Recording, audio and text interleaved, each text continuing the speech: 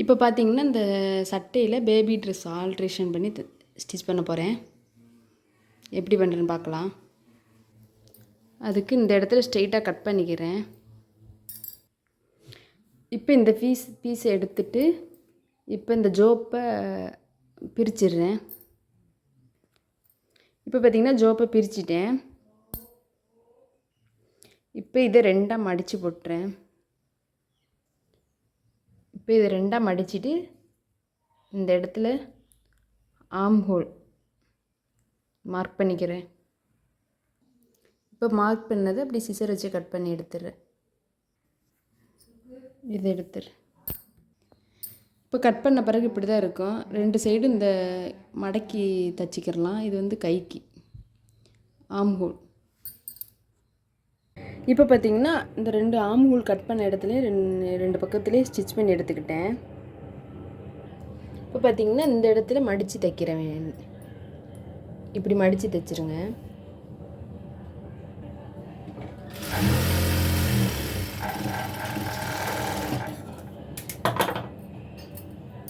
அதே மாதிரி இந்த சைடும் மடித்து தைச்சிட வேண்டியதான்.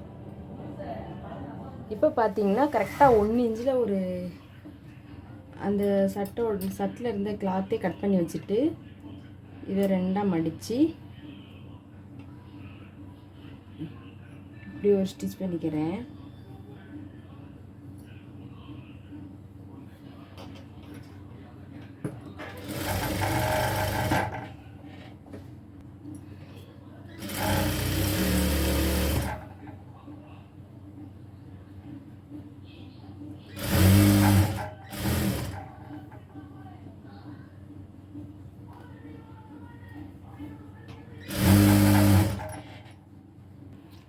இப்போ இந்த ஸ்டிச் பண்ண எடுத்ததை ஒரு பின்னு வச்சு மாட்டி இந்த ஹோல்ஸ்குள்ளே விட்டு எடுத்துக்கிறேன்.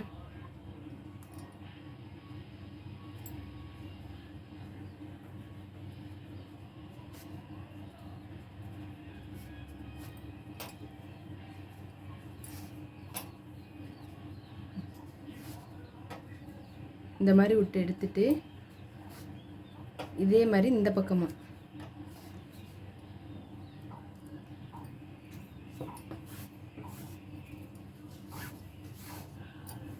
இந்த பக்கமும் இதே மாதிரி விட்டு எடுத்துக்கிறேன். இப்போ பார்த்தீங்கன்னா ரெண்டு பக்கமும் விட்டு எடுத்தாச்சு. இங்கே ஒரு நாட் போட்டுட்டேன்.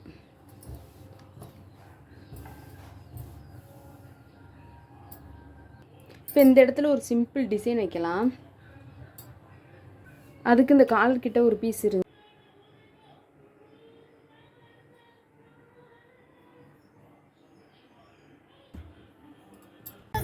இது வந்து எங்கள் அம்மா தைச்ச ட்ரெஸ்ஸு. இது வந்து எங்கள் அப்பாவோட பழைய ட்ரெஸ்ஸில் வந்து தைச்சது. இது வந்து எங்கள் அப்பாவோட பழைய ட்ரெஸ்ஸில் தைச்சது. அது எனக்கு ரொம்ப பிடிச்சிருக்கு. எங்கள் அம்மா வந்து நல்லா டெய்லரு, அதனால் நல்லா தைச்சிருக்காங்க. எனக்கு ரொம்ப பிடிச்சிருக்கு. நீங்களும் உங்கள் வீட்டில் இதே மாதிரி ட்ரை பண்ணி பாருங்கள்.